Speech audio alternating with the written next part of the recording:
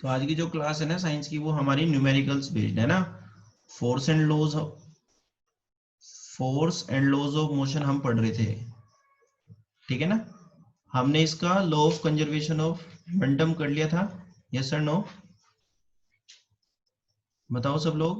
हाँ भैया। ठीक है, हाँ भैया। तो इसके ना आज जो हमारा जो टॉपिक है वो कुछ न्यूमेरिकल्स पोर्शन का है। तो न्यूमेरिकल पोर्शन हम इसका करेंगे, ठीक है ना। टोटली न्यूमेरिकल बेस्ड पढ़ेंगे आज हम।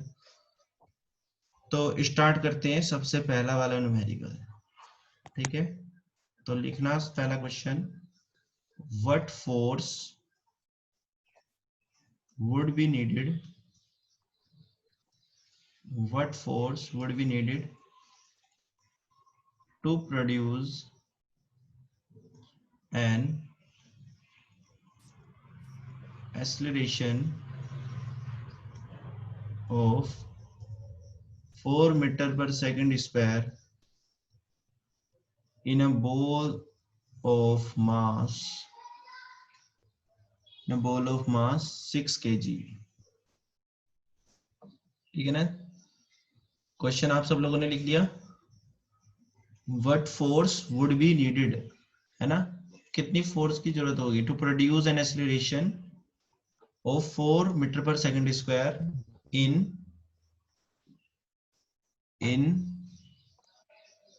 4 meter per second in a ball of mass 6 kg। ठीक है ना। तो देखो, फोर्स इज इक्वल टू, आप सब लोग जानते हो क्या होता है। Force is equal to mass into acceleration. ठीक है, तो हमारे पास मास कितना गिवन है, 6 kg। 6 kg। ठीक है, और हमारे पास एक्सीलरेशन कितना गिवन है, 4 meter per 4 second meter square. Per second square. तो आप इसको क्या करना है, यहाँ पर 6 into 4 meter per second square, इसको मल्टीप्लाई कर देना तो 24 आ जाएगा फोर्स। और as we know the unit of force किस चीज में मेजर करते हैं, ऐसा यूनिट ऑफ फोर्स क्या होती है हमारे पास, न्यूटन। तो 24 न्यूटन आंसर आ जाएगा। क्लियर है सब लोगों को ये यहाँ तक? हाँ बताओ। भैया। हाँ भैया। ठीक है, सब लोगों ने नोट कर लिया? हाँ भैया। ठीक है, उसी के बाद क्वेश्चन नंबर 2 है हमारे पास। What is the acceleration produced by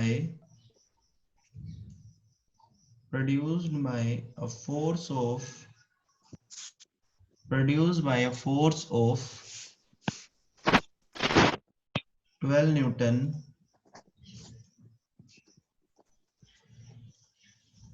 exerted on an object of mass 3 kg। ठीक है, तो हमारे पास यहाँ पर फोर्स गिवन है। फोर्स हमारे पास कितना गिवन है, first of all write down the given data. Force हमारे पास कितना है, 12 न्यूटन है, ठीक है।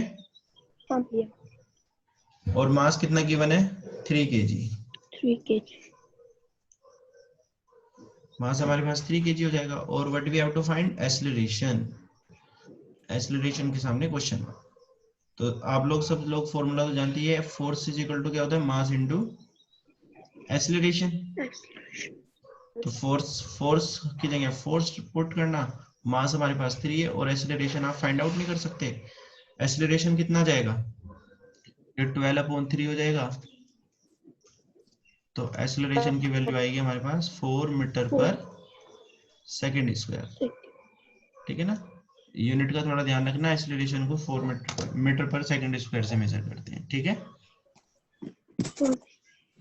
यहाँ तक सब लोगों का नोट हुआ? हाँ भैया। ठीक है, उसी के बाद इसमें हम क्वेश्चन नंबर 3 पढ़ते हैं। क्वेश्चन नंबर 3 में लिखना, calculate force required calculate the force required to impart to a car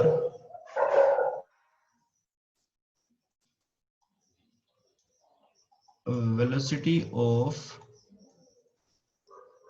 30 meter per second in 10 second starting from rest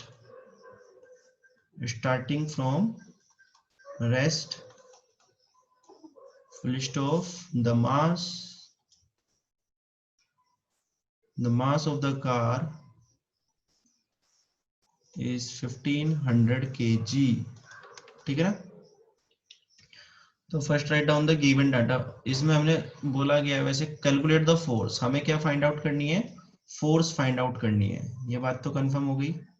force के सामने question mark. Required to impart to a car velocity of 30 meter per second. ठीक है ना, velocity हमें दे दिया। Required to impart to a car a velocity of 30 meter per second. ठीक है ना, मतलब 30 मीटर पर सेकंड जब तक वो गेन कर लेगी, जो कार की जो वेलोसिटी होगी कब तक वो 30 मीटर पर सेकंड गेन कर लेगी। यानी हमें स्टार्टिंग वेलोसिटी नहीं दी, उसकी फाइनल वेलोसिटी है। मतलब जैसे गाड़ी चलेगी, जैसे कार जो चलेगी, तो उसकी जो 30 मीटर पर सेकंड की स्पीड होगी तब तक की स्पीड दे देगी कि वो 10 सेकंड में गेन कर लेती है। मतलब 10 सेकंड के बाद वो 30 मीटर पर सेकंड की स्पीड से चलने लगती है कार। तो ये वो वाली हमें वेलोसिटी दे दी। तो ये वेलोसिटी जो हमारे पास होगी इसी को बोलते हैं फाइनल वेलोसिटी। ठीक है ना, स्टार्टिंग वाली नहीं दी। फाइनल वेलोसिटी जिसको हम किस चीज से डिनोट करते हैं, हम v से। तो फाइनल वेलोसिटी हमारे पास दे दी यहाँ पर 30 मीटर पर सेकेंड। स्टार्टिंग की स्पीड हमें इसने नहीं दी, तो इनिशियल वेलोसिटी जिसको हम किस चीज से डिनोट करते हैं, ये हमें थोड़ा समझना पड़ेगा। ठीक है ना, इनिशियल वेलोसिटी जिसको हम बोलते हैं u, 0 मीटर पर सेकंड दे दिया हमें। ठीक है ना, initial velocity 0 metre per second की हो रही है क्योंकि जो कार है वो कहां से स्टार्ट हो रही है, कार स्टार्टिंग फ्रॉम रेस्ट। थोड़ा समझना, क्योंकि 10 सेकंड के बाद की स्पीड दे दी। तो इनिशियल वेलोसिटी हमारे पास होगी 0, और टाइम हमें इसमें गिवन है। टाइम कितना है जिसको हम t से डिनोट करते हैं, जो कि हमें 10 सेकंड गिवन है। यहाँ तक कोई प्रॉब्लम नहीं आई होगी किसी को भी। तो देखो, फोर्स निकालने के लिए हमें जो चाहिए होता है, फोर्स इज इक्वल टू हमारे पास होता है मास इनटू एक्सीलरेशन। हमारे पास इसमें मास भी गिवन है। ठीक है ना, मास इसमें लिख लेना यहीं पर नीचे की तरफ। मास भी इसमें हमें गिवन है 1500 kg। ठीक है ना, पर मेन प्रॉब्लम ये है हमारे पास इसमें कहीं पर भी एक्सीलरेशन नहीं गिवन है। ठीक है ना, तो एक्सीलरेशन फाइंड आउट करने के लिए हमें इसमें v गिवन है, u गिवन है, t गिवन है। तो आपने फर्स्ट इक्वेशन ऑफ मोशन पढ़ी थी, first equation of motion. Using first equation of motion अगर हम इसमें यूज कर दे तो आप लोग अच्छे से जानते हैं v is equal to u plus A T थी, नहीं थी? हाँ भैया। हाँ, तो v कितना है बेटे हमारे पास यहाँ पर 30, u हमारे पास कितना है 0, acceleration we have to find, और टाइम हमारे पास कितना है 10। ठीक है, इसको जब आप सोल्व करोगे ना यहाँ से, तो एक्सीलरेशन हमारे पास सोल्व करने के बाद कितना जाएगा, ये 10 इसके अपोन में चला जाएगा, तो ये 30, 10 3 जा हो जाएगा हमारे पास 30। तो एक्सीलरेशन हमारे पास आ जाएगा यहाँ से 3 मीटर पर सेकंड स्क्वायर। यहाँ तक तो सब लोग फाइंड आउट कर लोगे एक्सीलरेशन। हाँ भैया। ठीक है, हाँ भैया। उसी के बाद जब हम आपके पास एक्सीलरेशन आ गया तो आप ये फोर्स नहीं फाइंड आउट कर सकते। फोर्स इज इक्वल टू क्या है, मास इनटू एक्सीलरेशन। मास हमारे पास कितना है 1500, और एक्सीलरेशन व्हाट वी हैव 3, तो 1500 इंटू 3, तो इन दोनों को मल्टीप्लाई करके कितना जाएगा 4500 न्यूटन। ठीक है ना, इतने न्यूटन आ जाएगा। तो फोर्स हम इस तरीके से फाइंड आउट कर सकते हैं। सब लोगों ने होपफुली यहाँ तक नोट कर लिया होगा। ठीक है, सब लोगों ने नोट कर लिया, यस और नो बताओ मेरे को सब यस लोग। भैया। हाँ भैया। तो नेक्स्ट क्वेश्चन हमारे पास है, अ ट्रक स्टार्ट फ्रॉम रेस्ट। अब देखो इसमें जो ट्रक है वो स्टार्ट से मतलब रेस्ट से स्टार्ट होता है, मतलब स्टार्टिंग से चलता है, दे दिया हमें, and rolls down a hill, मतलब नीचे की तरफ, rolls down a hill with constant acceleration,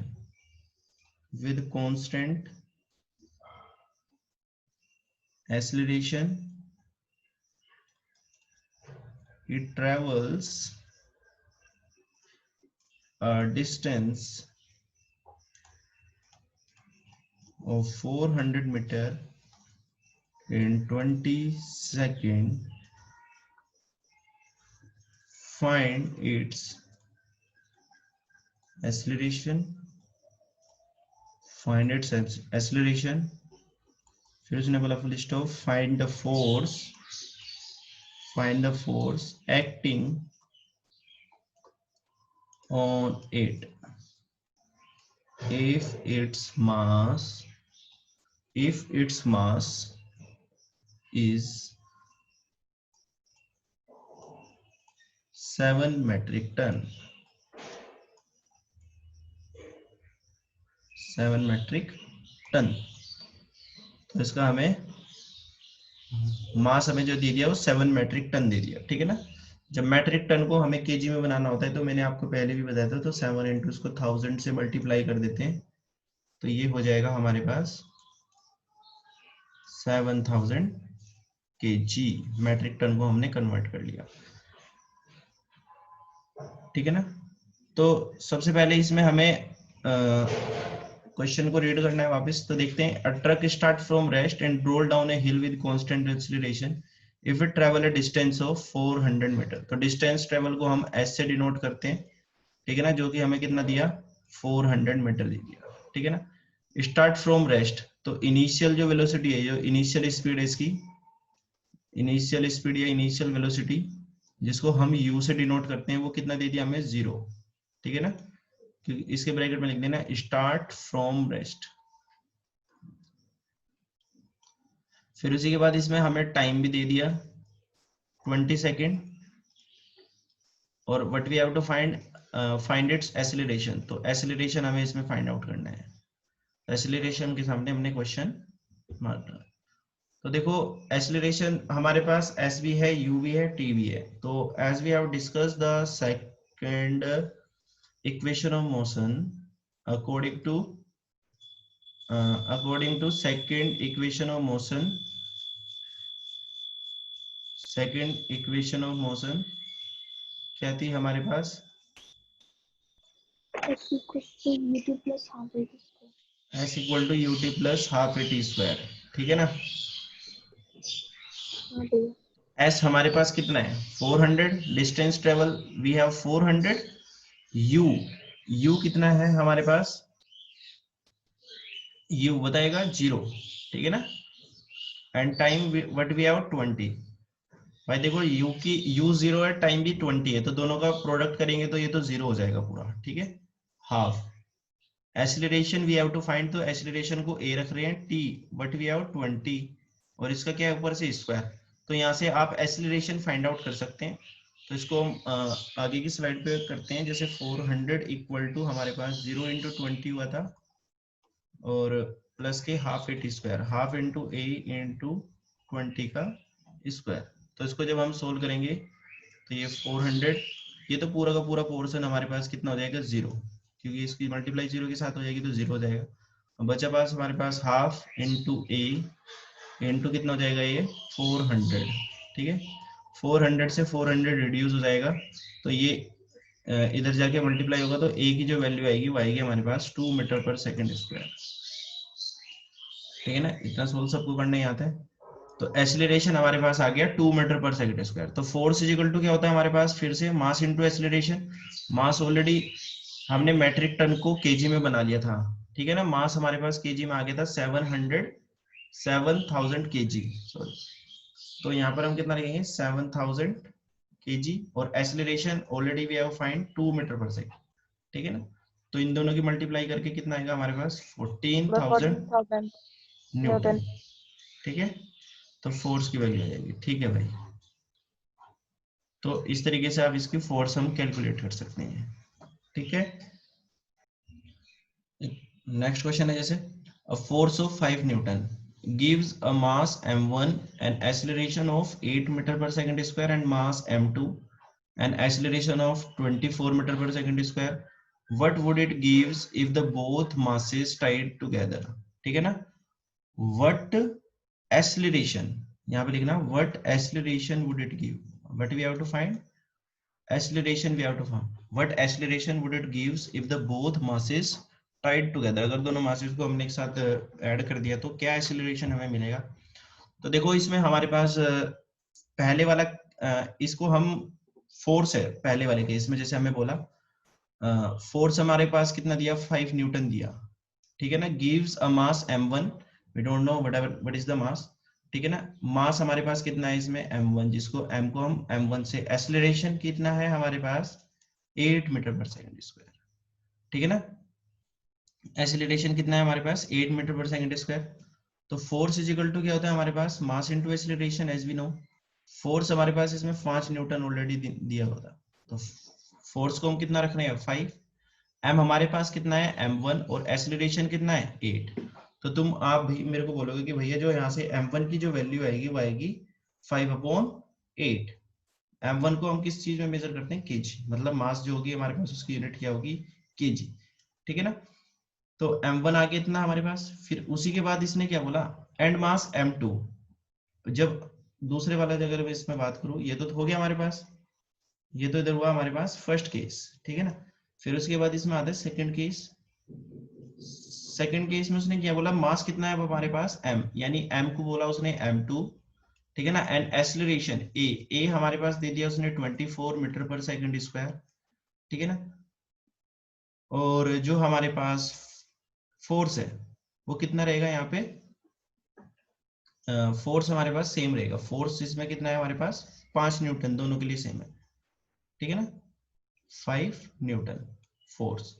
तो फोर्स इज इक्वल टू क्या है वो तो हमारे पास again mass into acceleration, force की जगह कितना पुट करेंगे 5, मास हमारे पास इसमें m2 और एक्सीलरेशन की जगह हम कितना पुट करेंगे 24। तो m2 की जो वैल्यू आएगी वो आएगी हमारे पास 5/24 kg, ठीक है। यहां तक सब लोगों को समझ में आया नहीं आया? सब लोग मेरे को रिप्लाई करेंगे यस और नो। तो देखो ये हमारे पास यहाँ पे फर्स्ट बना और ये सेकंड बन गया, ठीक है ना, m1 और m2।